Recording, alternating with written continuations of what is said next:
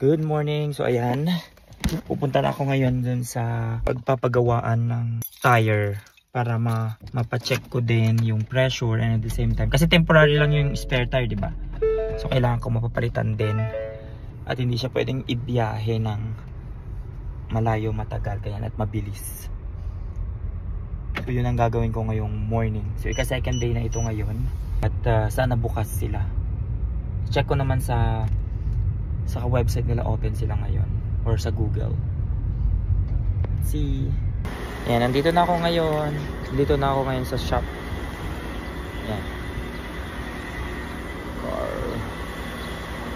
Yan yung spare tire. Kailangan palitan. Gagawin niya ng paraan. Ipapatch niya daw yung old tire. Baka. Ayan, sadly, hindi na masasalvage yung yung na-flat na tire ko. Kasi hoping kami na ma-fix, pero hindi na daw kasi nirunning flat ko kahapon. 10 miles din yun, tapos on a 70 miles per hour na speed ko. So ngayon nag-check siya ng old or used na pwedeng ipalit. Kung wala naman, bago. Tapos kung wala pa rin, pumunta ako sa Havers siguro to check and buy new, or kung mayroon old. Kasi hindi na rin maganda na palit ako ng bago. Kasi kung bago, siya lang yung bago, yung ibang tires hindi. Eh, di ba mag-upgrade kami ng sasakyan.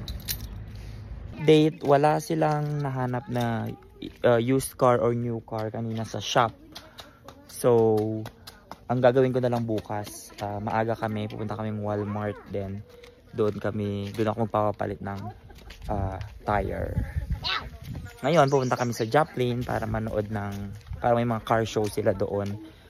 Arts and fun stuff for kids. Bye for now.